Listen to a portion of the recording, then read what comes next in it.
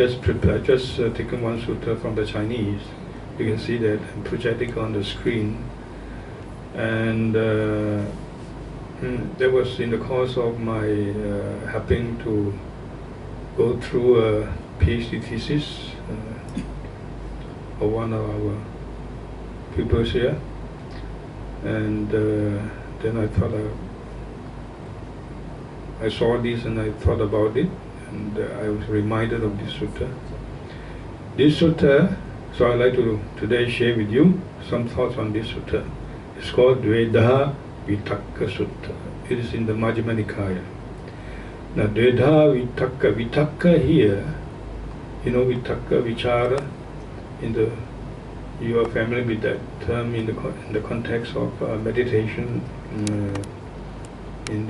for instance, talking about entering into the jhana and so on, at the initial stage, you know.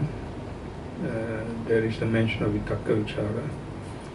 But vitakka has a more general meaning.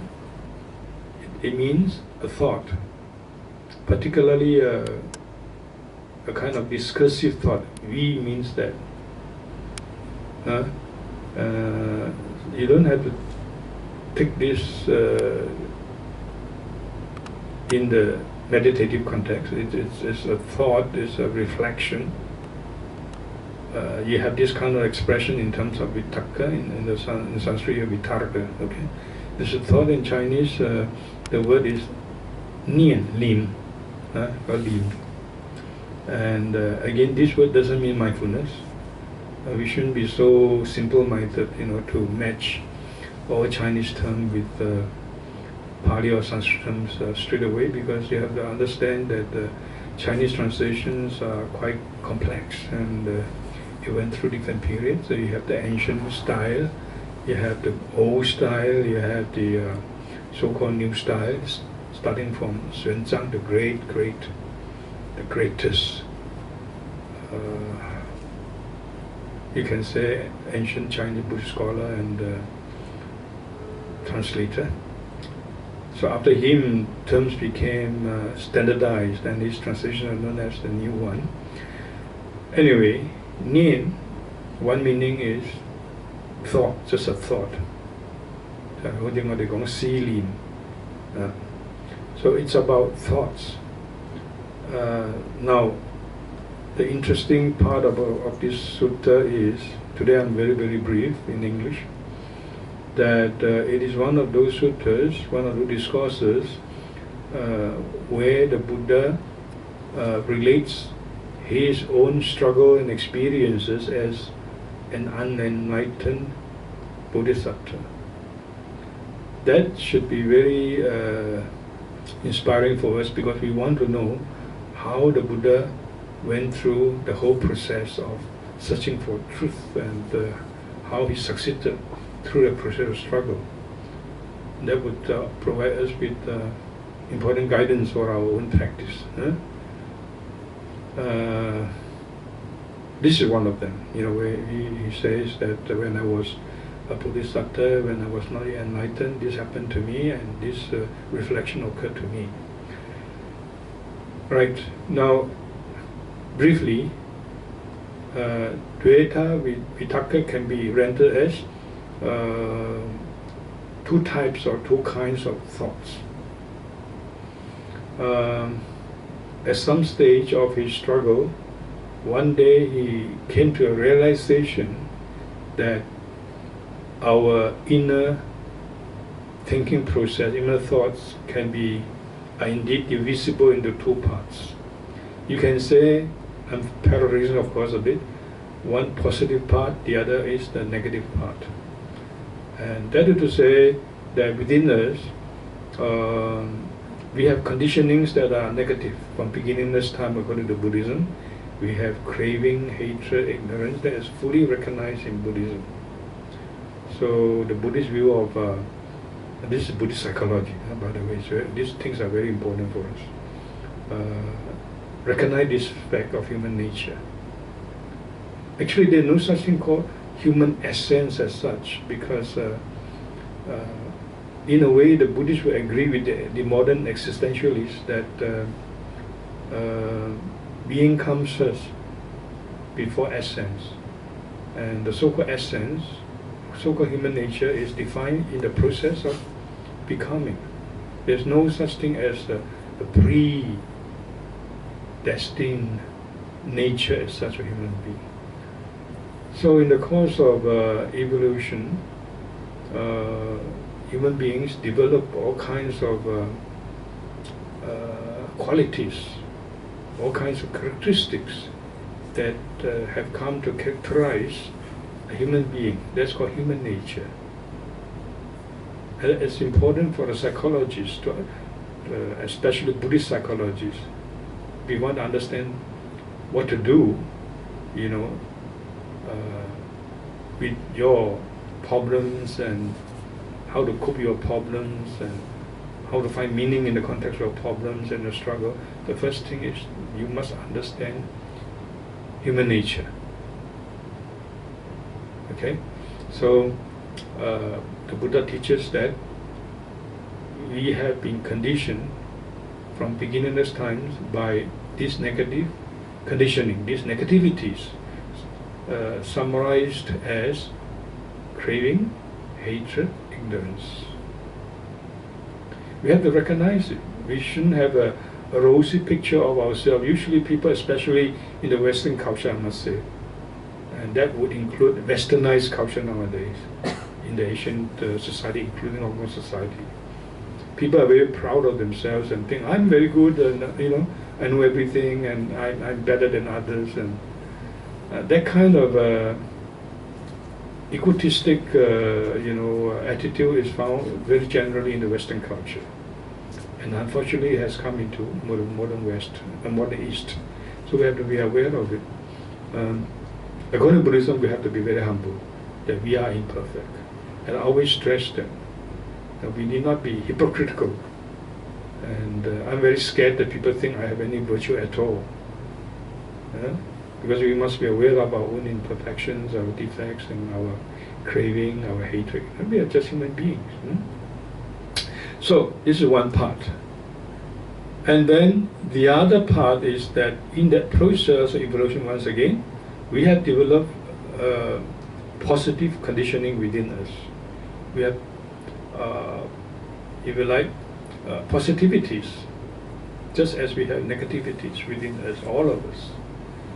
And we should be pleased and inspired by that. We have love, we have kindness, and although we are usually impure, but at times, for instance, at times of meditation and the reflection of the Dhamma, or when we are inspired, actually our thoughts are pure. We all experience that. And sympathy, kindness, compassion, all these are positivities, positive energies within us. Sincerity, very important thing. And honesty. Actually, these qualities, whether positive or negative, are needed actually in the process of survival of the species, including qualities like jealousy, hatred. If you don't have them, you can't protect your own species.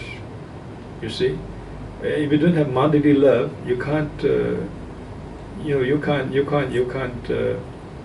promote your species, your offsprings, perpetuate your tradition.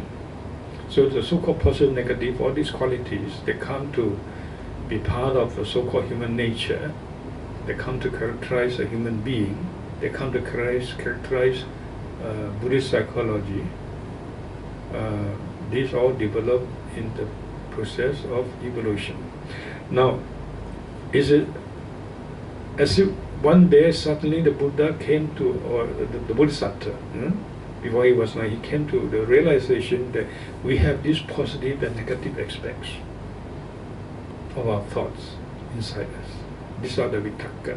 So Dvedhāvitakkasuttaṃ. I've said the negative one can be summarized as one is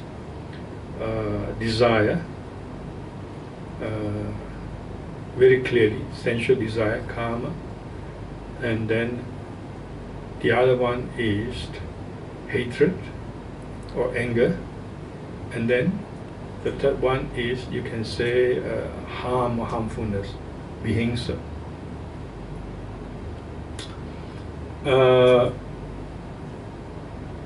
Then the Buddha realized that because he had this inside him as a bodhisattva, so that is his honesty, that is he's facing his own negativities. We have to do that to overcome our own negativities. We cannot escape, we cannot make a rosy picture, idealize ourselves.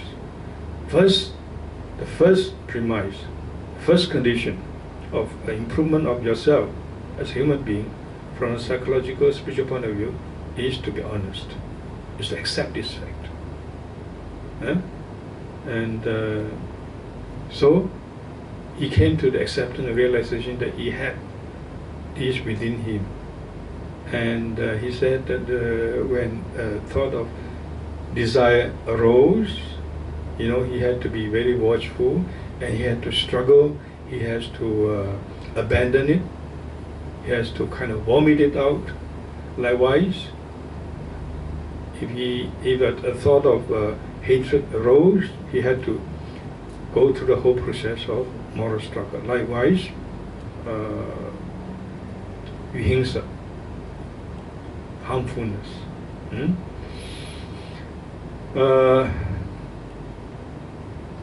After, of course, realizing that these negativities obstruct him, because his concern was the full unfoldment of human potential to be a Buddha. So he recognized that there are these negative forces within him, which he had to exert great effort to overcome. And then he also realized that, but indeed, there are other thoughts that are positive within him, other potentialities are positive within him. Thought of freedom from desire. In Pali, actually, the first one is nekkhamma, which actually normally is translated as renunciation. But the context shows that it is the renunciation, that is the giving up of sensual attachment. So that kind of positive thought also arose in him. That kind of tend to also arise in us. However negative a person is, at times, always there is this positive part that is deep within. So one is nekkhamma, and Chinese actually is very interesting. Chinese is freedom from desire.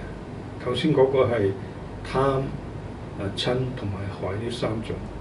而家講正面嘅咧係無欲，你睇無欲、無欲、無愧、無害、無害呢三個。When these positive aspect of his mind arose, these thoughts, positive thoughts arose, he became aware of them. And then he reflected on them, and he came to understand, he came to realize that these positive forces are very helpful. They don't lead to harm. They don't obstruct my development of wisdom. They conduce to my development, spiritual development. And so they became very inspiring for the Bodhisattva. And he didn't have to exert effort. That the important point is that other than being aware of them, you have to be aware of positive quality within you as much as being aware of the negative aspect within you. You have to know your worth also.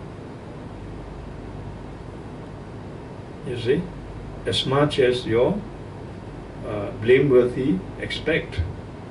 So when the Buddha reflected on this positive quality within him as a human being arising, and he just simply felt inspired and just with awareness, and he was being able to let further. Of course, he realized that even reflecting on these positive thoughts continuously by way of reflection also it's not the ultimate step to be taken, to say the least, because it's still in the domain of reflective thoughts. And it, for instance, it exhausts energy, it distracts you, it cannot conduce to equipoise, to samadhi, to concentration. So he came to a point when he even went beyond this reflection of the positive aspects, and then because he had these positive qualities arising, he was able to go one step further and to develop meditation and finally wisdom. So here, one interesting simile given is this. In the case of the negative thoughts, the description is clear that we have to accept them and struggle with them and really work hard to get rid of them, So all this take a lot of effort. We have to do that. In the case of the positive thoughts, there was no struggle. There's no need to get rid of them because they are good. In fact, we feel the Buddha felt that we should feel inspired by them. Let them come out, encourage them to come out, and that is an important knack. That is an important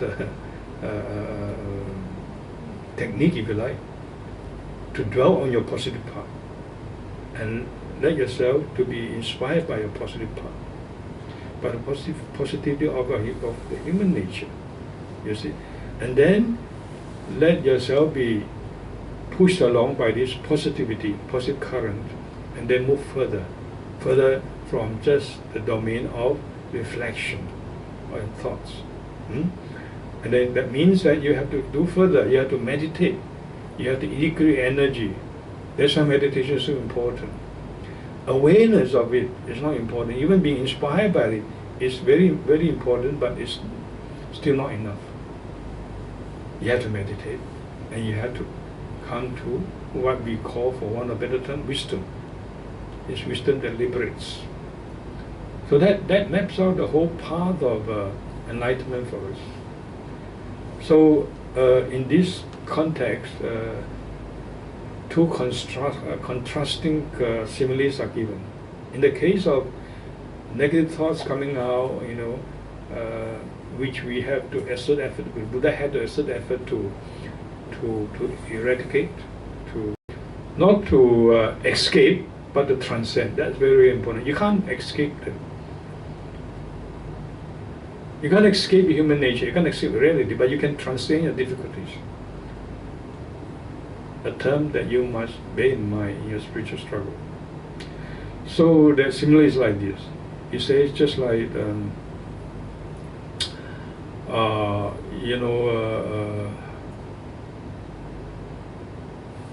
what shall we call it?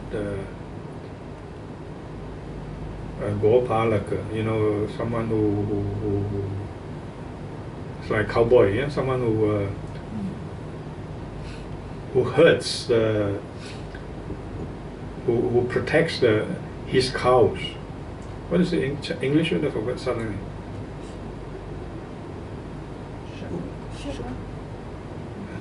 Doesn't matter. Doesn't matter, right? So just like someone who protects his cows, okay?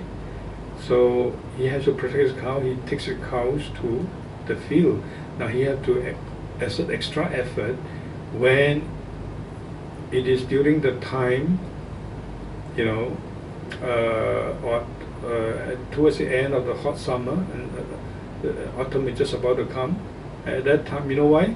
Because at that time the crops are growing up, maturing, and they are about to be harvested, but they're not yet harvested, all grown up. If your cows stray into the fields of different people, you will be beaten, you will be scolded, and you will even be imprisoned. It's illegal. So you have an extra work to do. You have to be aware, plus you have to guard, with conscious effort, your cow to make sure that they don't stray into the fields of the people in the village. So it's hard work, but this is how you guard your cows. On the other hand, he gives a contrasting simile in the case of these positive thoughts arising in him, and he says that it's like at the time when, in India, in autumn, when the season of harvesting arrives, and people have harvested, everything all the crops have been cut, and the fields all cleared.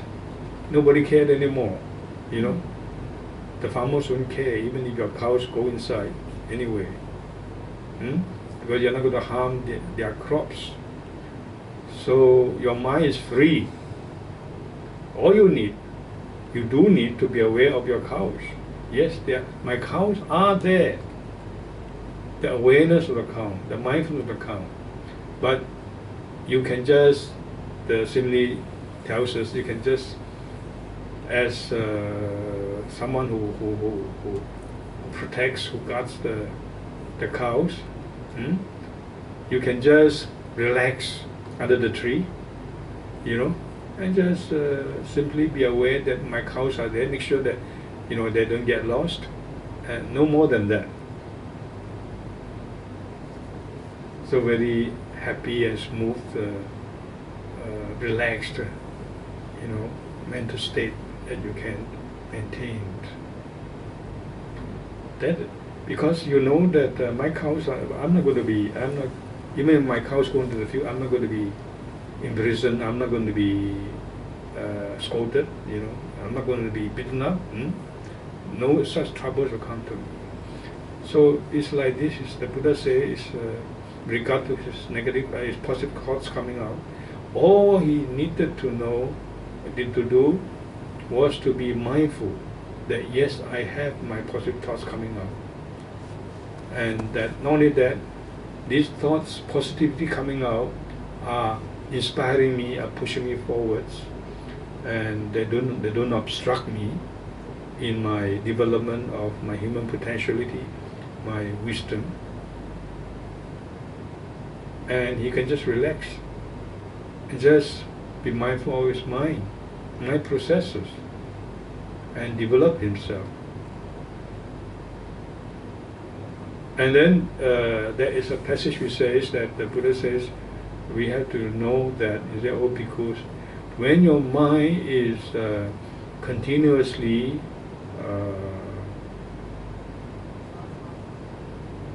thinking of negative things, if you like, when your mind is continuously having negative thoughts, then you develop a tendency, and you tend towards negative aspects. And for instance, hatred is a good example. You become a very hateful person. Your ego attachment, you make you an egotistic person. If you are honest, be aware of that, and you must make struggle to overcome them. On the other hand, when the Buddha had the positive thoughts, he knew these are conditions of wisdom.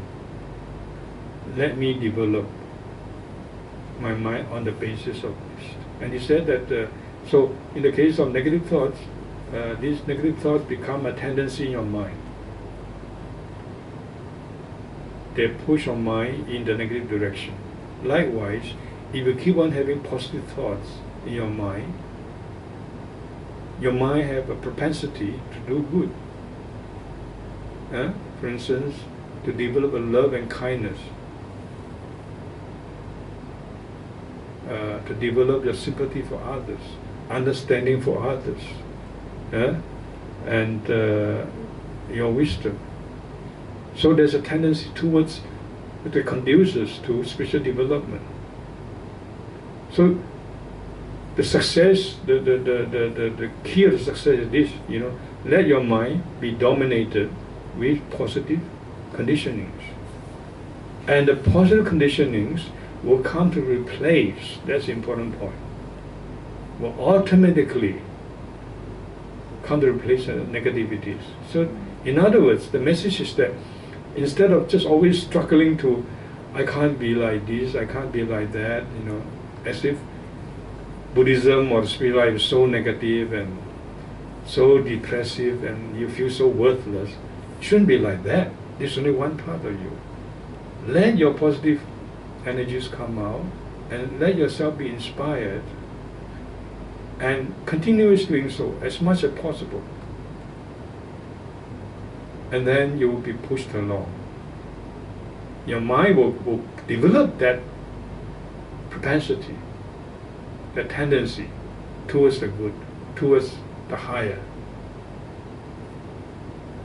So, your mind can, Abhidhamma also stresses this point, your mind cannot be at the same time positive and negative. But if you have more and more positivities, then your mind becomes a pool of positive energies.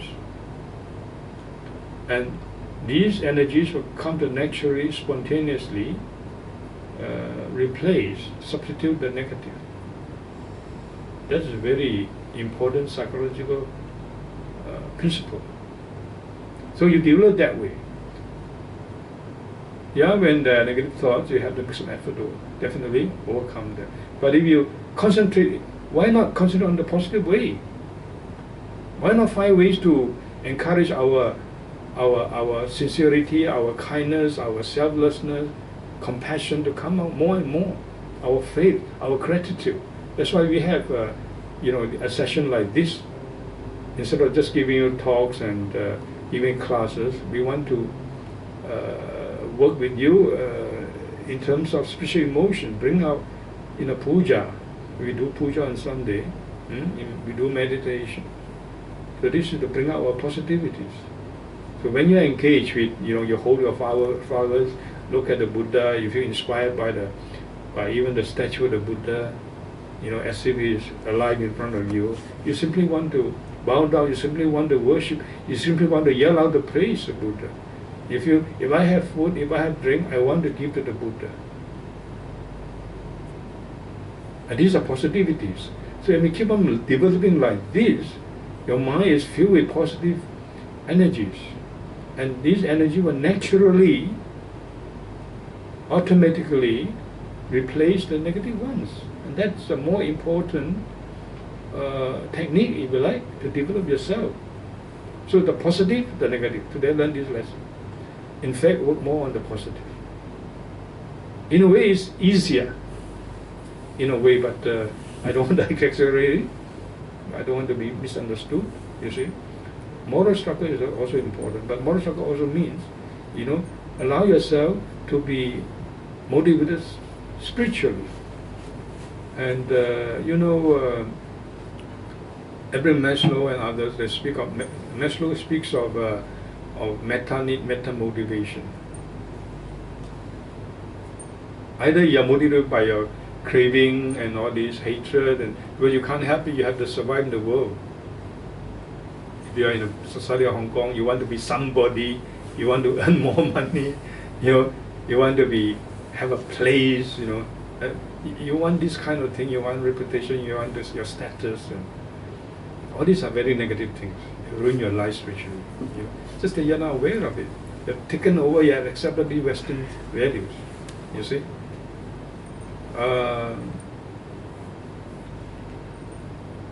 But instead of doing that,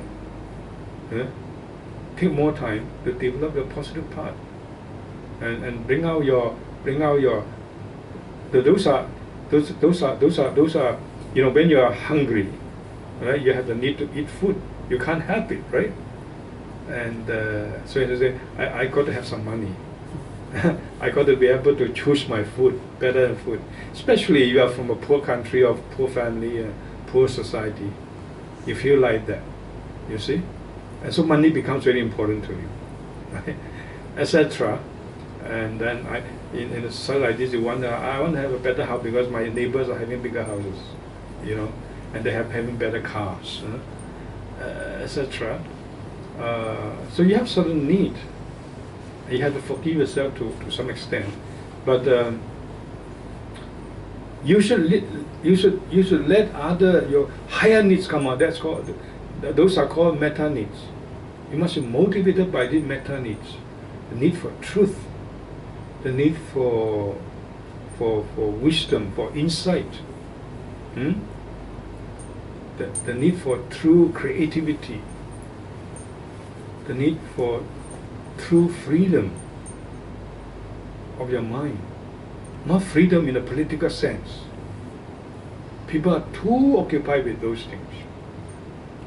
Our inner freedom is the most important, spiritual freedom.